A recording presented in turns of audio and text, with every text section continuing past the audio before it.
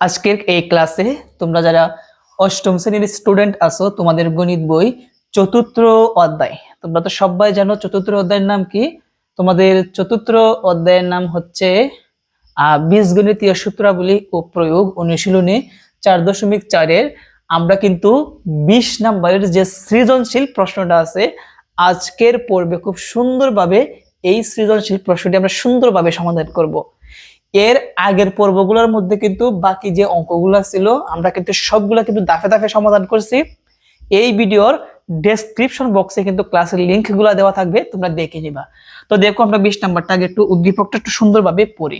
কি বলা আছে যে 3x - 5y + 3z একটা বীজগাণিতিক রাশি এবং 3x + 5y - z আরেকটা বীজগাণিতিক রাশি। তার মানে টোটাল দুইটি বীজগাণিতিক রাশি এখানে দেওয়া আছে। প্রথম প্রশ্ন হচ্ছে প্রথম রাশিটির বর্গ নির্ণয় করো। রাশি দুইটির গুণফলকে দুইটি রাশির বর্গের অন্তররূপে প্রকাশ করো। গ নাম্বার দ্বিতীয় রাশিটির মান 0 হলে প্রমাণ করো যে এত সমান z3। তো আসো আমরা ক থেকে শুরু করি। ক নাম্বার সমাধান। আচ্ছা, কি করতে হবে বলছে প্রথম রাশিটির বর্গ নির্ণয় করো। আমরা লিখবো প্রথম রাশি কি আছে, এটা হচ্ছে আমাদের প্রথম রাশি 3x - 5y + 3z। এখন এই রাশিটির আমি কি বের করতে হবে, বর্গ। আসো আমরা বর্গ বের করি। তার মানে এই রাশিটার আমরা বর্গ বের করব, সেই জন্য আমরা লিখবো অতএব 3x - 5y + 3z এর বর্গ। আমরা সমান দিয়ে বর্গটা দিয়ে দিব 3x - 5y + 3z। এই যে আমরা বর্গটা দিয়ে দিলাম। এখন কথা হচ্ছে তিন পদের ক্ষেত্রে মানে পদ যদি তিনটা থাকে কিভাবে বর্গ নির্ণয় করতে হয় এগুলার ক্লাস কিন্তু আমরা নিয়েছি। এখন আরো আমরা শিখবো, আসো আরো সহজ লাগবে। তো তিন পদের ক্ষেত্রে আমরা সূত্রটা জানি এইটা। আমি সূত্রটা এখানে লিখি যে a + b + c whole square সমান a square + b square + c square + 2ab + 2bc + 2ca। এই সূত্রের মাধ্যমে কিন্তু আমরা এইটার বর্গ নির্ণয় করতে পারবো। তবে একটা জিনিস খেয়াল করো, সূত্রের মধ্যে কিন্তু প্লাস কিন্তু, বাট আমাদের যে প্রথম রাশিটা আছে এই জায়গার মধ্যে কি আছে, মাইনাস আছে। তার মানে যেহেতু সূত্রের মধ্যে প্লাস থাকতে হবে, আমরা একটা কাজ করব, এই মাইনাসের জায়গার মধ্যে আমরা প্লাস আনবো, তারপর আমরা সূত্র অ্যাপ্লাই করব। সেই জন্য আমাদের যে কাজটি করতে হবে 3x এর জায়গায় 3x রেখে দিব, এখানে প্লাস দিয়ে -5y টা আমরা ব্র্যাকেটের ভিতরে রাখবো। তাহলে কি দাঁড়ায়, প্লাসে মাইনাসে আবার মাইনাস 5y এর জায়গায় 5y। তার মানে সেম আবার আগেরটাই হবে, প্লাস কি আছে 3z আর বর্গটা আমরা এখন 2 নাম্বার বন্ধনী দিতে হবে, যেহেতু আমরা প্রথম বন্ধনী ব্যবহার করছি। এখন 3x কে আমরা a ধরবো, -5y কে আমরা b ধরবো, 3z কে আমরা c ধরবো। তাহলে a + b + c whole square, অর্থাৎ এই সূত্রটা আমরা এই জায়গার মধ্যে অ্যাপ্লাই করব। সমান প্রথম হচ্ছে a স্কয়ার, a হচ্ছে 3x উপরে হবে square plus b square, b হচ্ছে -5y square plus c square, c হচ্ছে 3z এবং উপরে হচ্ছে স্কয়ার প্লাস 2ab, a হচ্ছে -5y b b b b না 2ab, a হচ্ছে 3x, a হচ্ছে 3x আর b হচ্ছে -5y প্লাস 2bc, b হচ্ছে -5y c হচ্ছে 3z প্লাস 2ca, c হচ্ছে 3z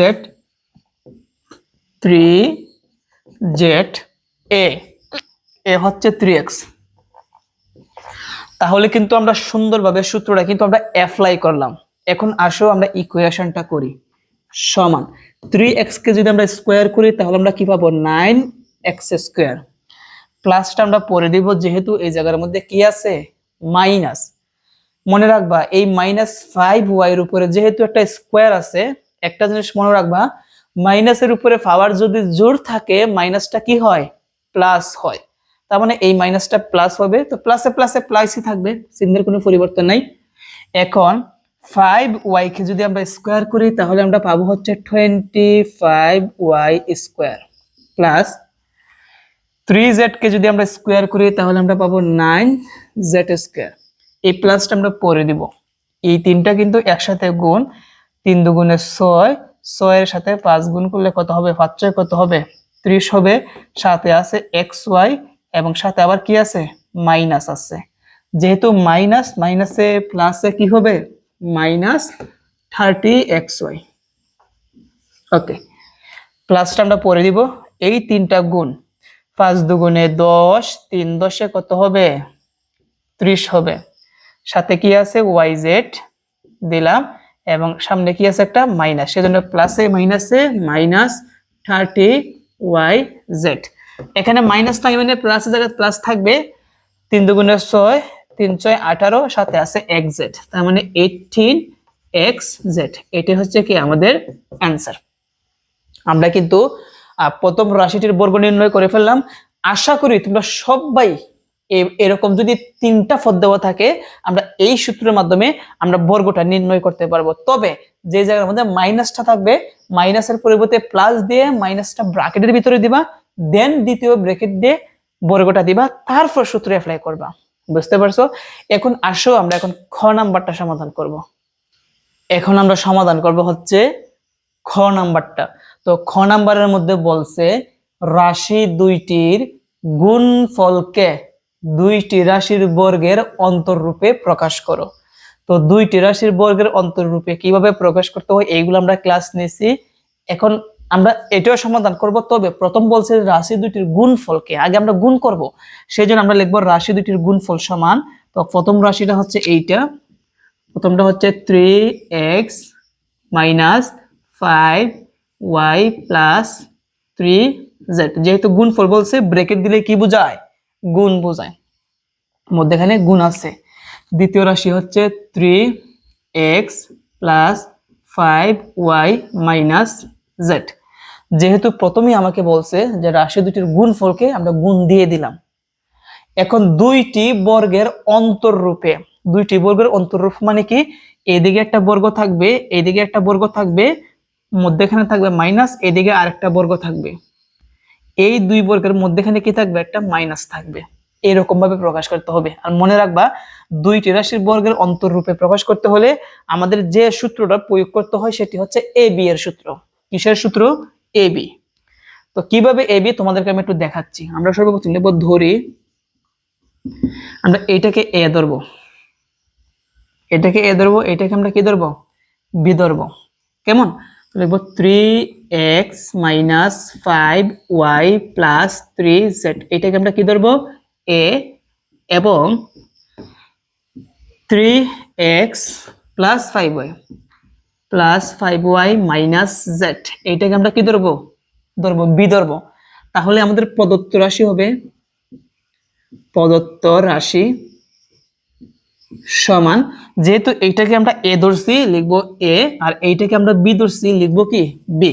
তাহলে এই বীজগাণিতিক রাশির গুণফলটা কি আকারে আছে? এ বি আকারে আছে, তার মানে এ বি এর সূত্র। এখন আসো আমরা এ বি এর সূত্রটা লিখি। আমরা কিন্তু এ বি এর সূত্রটা জানি হচ্ছে A plus B by 2 whole square minus A minus B by 2 whole square. এই সূত্রের মাধ্যমে কিন্তু আমরা দুইটি রাশির বর্গের অন্তররূপে প্রকাশ করতে পারবো। এখন আসো আমরা মানটা বসাই, সমান। তো তারপর লক্ষ্য রাখি, আর নিচে মনে হয় একটু দেখা যায় না, আমি একটু নিচে নামাবো যাতে দেখা যায়। ওকে,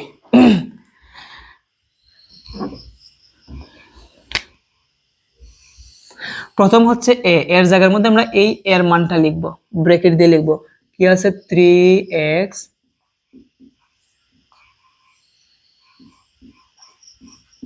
ব্র্যাকেট মধ্যখানে কি আছে প্লাস বীর মানটা আমরা বসাবো,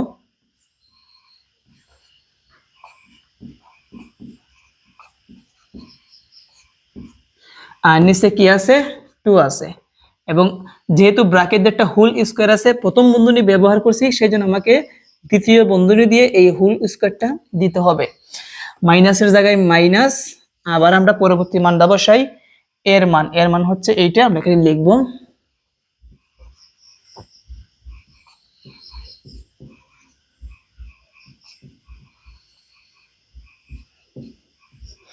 মাইনাস বীর মানটা লিখবো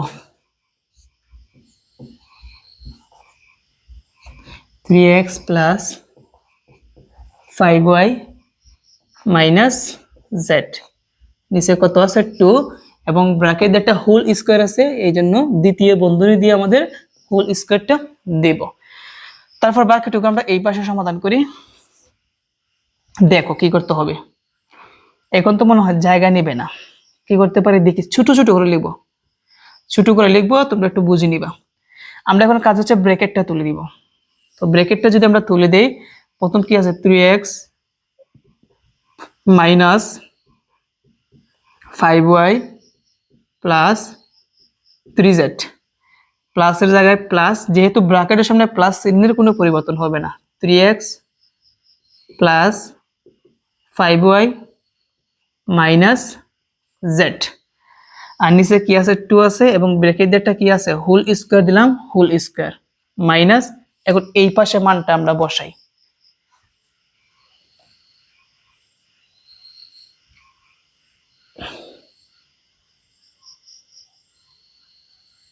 ওকে।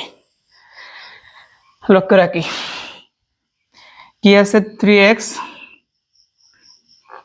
মনে হয় জায়গা নেবে না, মাইনাস 5y ছোট করে লিখবো প্লাস 3z, মাইনাসের জায়গায় মাইনাস, যেহেতু মাইনাস তার মানে চিহ্নের পরিবর্তন হবে, 3xটা ছিল প্লাসের, এখন 3xটা হয়ে গেল মাইনাসের, প্লাসের 5y হয়ে যাবে মাইনাসের 5y, মাইনাসের z হয়ে যাবে প্লাসের z। দেখা যায় কিনা আমি একটু চেক করি, একটু দেখা যায় না, আমি একটু ঠিক করি, ওকে।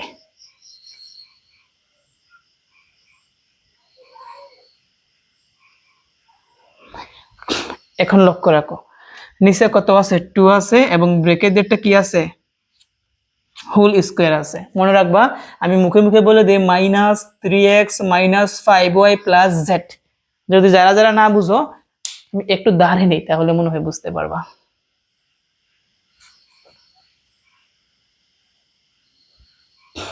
ওকে, এখন বুঝবা এটা কিন্তু মাইনাস 5y প্লাস z, তারপর ব্র্যাকেটটা হোল স্কয়ার আছে সমান।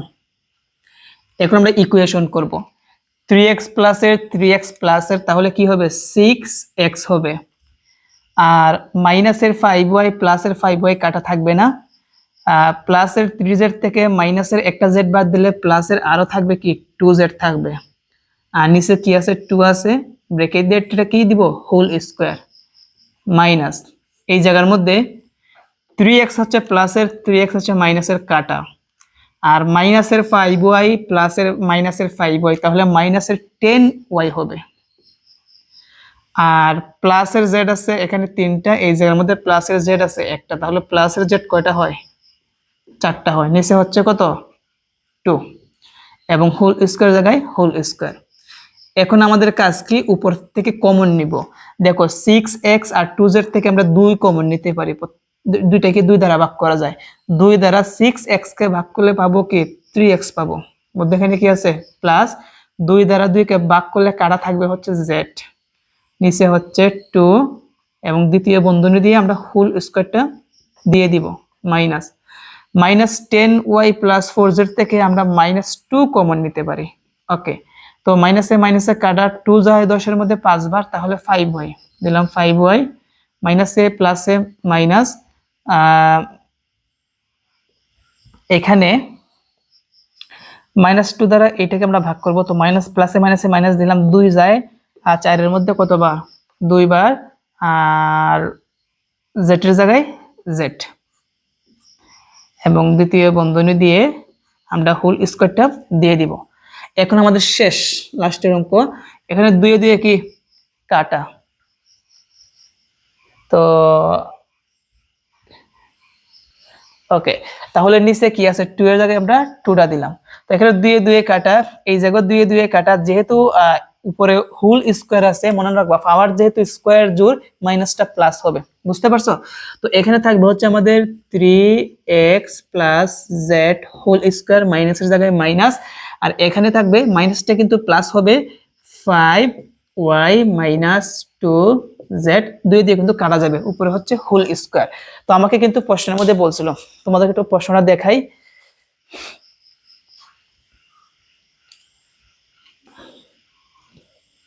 দেখো আমাদের প্রশ্নের মধ্যে কিন্তু বলছিল যে দুইটি রাশির বর্গের অন্তররূপে, তো এইদিকে একটা রাশি বর্গ, এইদিকে একটা রাশি বর্গ, তো দুইটি রাশির বর্গের অন্তররূপে কিন্তু প্রকাশ হওয়া শেষ। এটা হচ্ছে কি আমাদের অ্যান্সার। আশা করি তোমরা এই প্রশ্নের সমাধানটা তোমরা ভালোভাবে বুঝতে পেরেছো। আসো আমরা নেক্সট অঙ্কটা সমাধান করাই। এখন আসো আমরা গ নাম্বার প্রশ্ন সমাধান করব। গ নাম্বারটা হচ্ছে দ্বিতীয় রাশিটির মান শূন্য হলে প্রমাণ করো যে এত সমান জেড কিউব, অর্থাৎ আমরা বাম পক্ষটা এমন ভাবে ইকুয়েশন করব জেড কিউব আসবে। তার মানে দ্বিতীয় রাশির মান শূন্য হলে, তাহলে আমরা লিখব দ্বিতীয় রাশির মান শূন্য হলে পাই, দ্বিতীয় রাশিটা কি আছে এইটা, তো আমরা লিখব 3x plus 5y minus Z, এটা সমান কত হবে? শূন্য বলছে, আমরা লিখলাম শূন্য। এখানে আসলে আমরা একটা ইকুয়েশন করি, বা দেখো আমরা এই জায়গার মধ্যে অতএব দিয়ে বা দেওয়া লাগবে না, 3x প্লাস 5yটা রেখে দিলাম সমান মাইনাসের জেড, এই পাশে আনলে কি হবে? প্লাসের জেড হবে। মনে রাখবা বাম দিক থেকে কোনো কিছু আনলে শূন্য আর থাকবে না। তো এইটাকে আমরা একটু ইকুয়েশন করে আমরা 3x plus 5y equal to কত পেলাম? জেড পেলাম। এখন আমরা বাম পক্ষটা লিখবো, দেখবা জেড কিউব আসবে। আমরা লিখবো বাম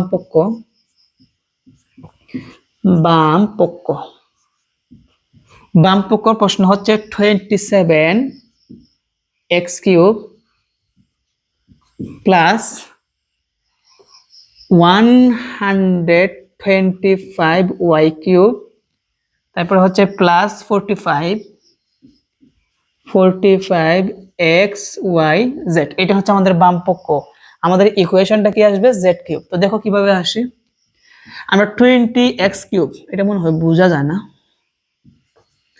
আমরা এই 20x কিউবকে আমরা ভেঙে লিখতে পারি 3x দিয়ে ব্র্যাকেট দিয়ে কিউব, আবার সেম আবার আগেরটাই হবে প্লাস এইটাকে আমরা ভেঙে লিখতে পারি 5y দিয়ে ব্র্যাকেট দিয়ে কিউব, আবার সেম আগেরটা হবে। আর এখানে যা আছে তাই, এটা কোনো পরিবর্তন নাই, এটা সেম যেভাবে আছে তেমনি ভাবে রেখে দিব।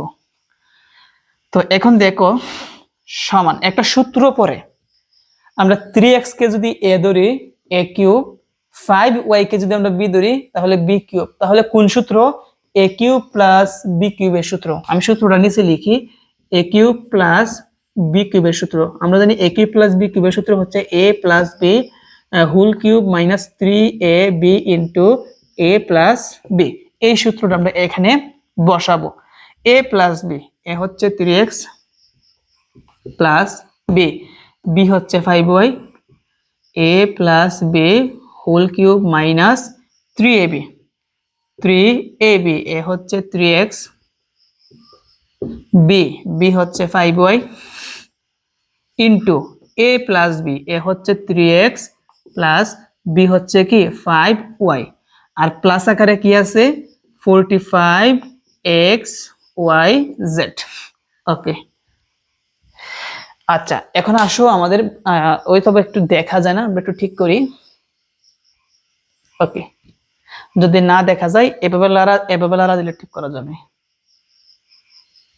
এই যে এখন আমরা মান বসাবো 3x plus 5y, 3x plus 5y এর মানটা কত?